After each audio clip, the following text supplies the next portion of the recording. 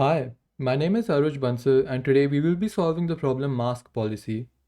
It has a difficulty level of cakewalk and there are no prerequisites required to solve this problem. Let's now take a look at the problem statement. In this problem, we are told that there are n people living in a city and it is found that A out of them have been infected. We are told that the only way for a person to get infected is if that person comes in contact with an already infected person and both of them are not wearing a mask. So the mayor of the city wants to make a new mask policy and wants to know the minimum number of people that will be required to wear a mask to avoid further spread of the virus. We have to help the mayor in finding this number.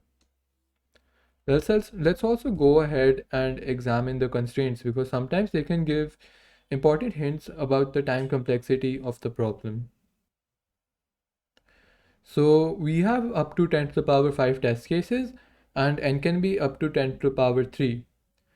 And combining this information along with the information that this problem is one of the first problems in the problem set, we can probably think that there must be some O of 1 constant time algorithm required to solve this problem. Now, that may be wrong, but it's a good starting point to think about this problem. Let's now analyze the sample test cases. We are given three sample test cases in this problem. Let's start analyzing them because sample test cases can usually give us a good idea about what the solution will be for problems that appear earlier in the problem set, such as this one.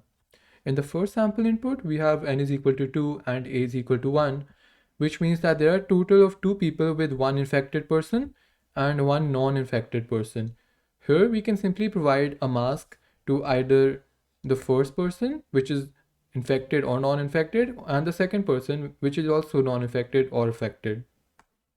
So we only need to give one of them a mask because the criteria for getting the infection is that both of them do not have masks. So if we give at least one of them a mask, then we can prevent infection. So we simply just give one of them the mask, consider giving the mask to the first person, and the answer in this test case would simply be equal to 1, the minimum number of masks we need to distribute. Let's look at the second test case. We have a total of 3 people with 2 infected people and 1 non-infected person.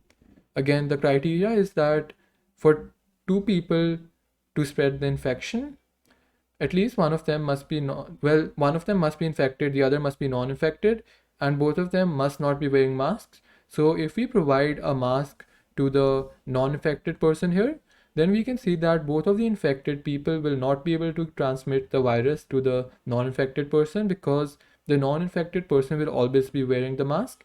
And of course, the two people here are already infected, so they can't transmit the virus in between themselves. That's why we do not need to give them masks. And now the third test, we have 3 people where one of them is infected. So one infected person and 2 non-infected people. In this test case, if we give a mask to the infected person, then we can see that that infected person won't be able to transmit the virus to the non-infected people. And we also know that non-infected people can't transmit the virus in between themselves because of course they are not infected. So here the answer will simply be 1.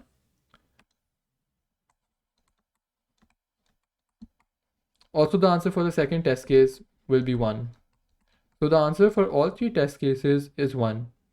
And now, after analyzing these test cases, you might be thinking that we can just take the minimum of the people who are infected and not infected and print that. And well, that is correct. And why is that correct? So let's have a look at that.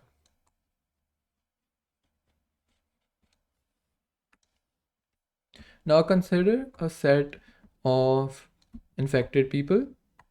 Let's say there are 4 infected people and there are 5 non-infected people. Consider not giving a mask to the first infected person. Let me also just write infected and non-infected for clarity.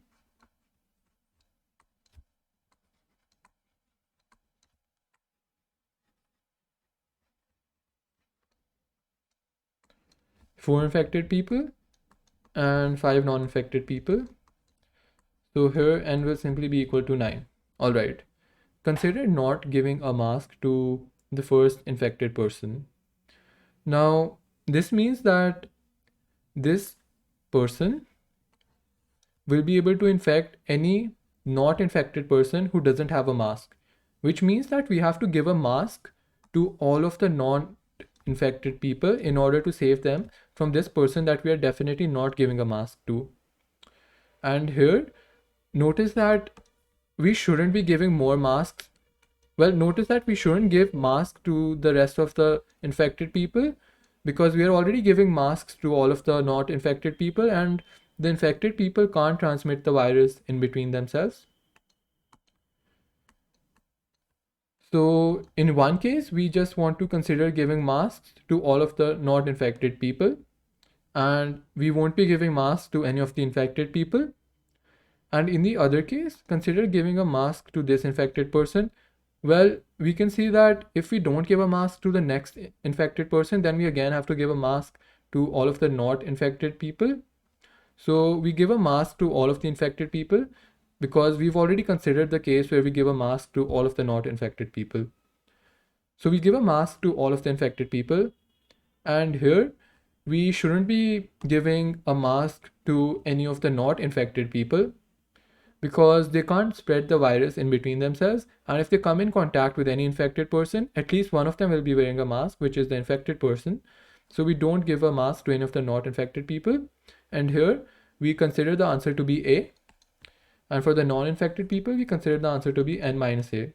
So our answer finally is just the minimum of A and n minus A, where A represents the number of infected people and n minus A represents the number of not infected people.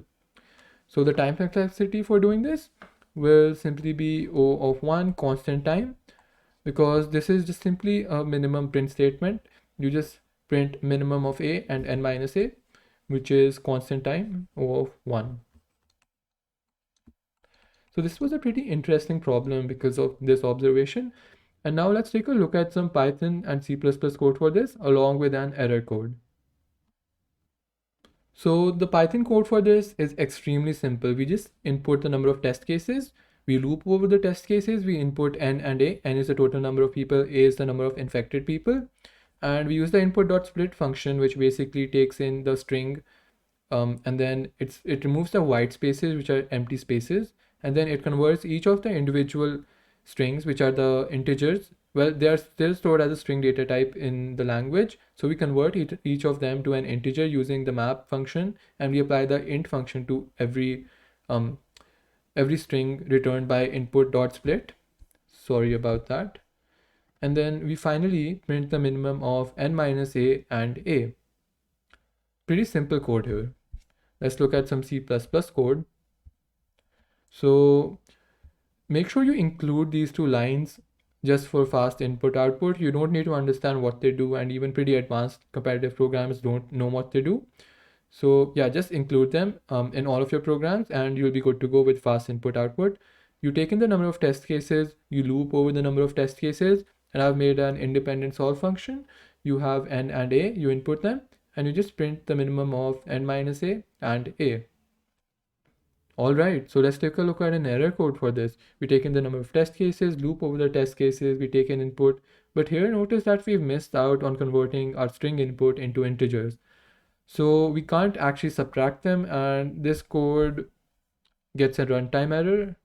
So yeah, this is wrong. Make sure you always convert your input into the correct data type.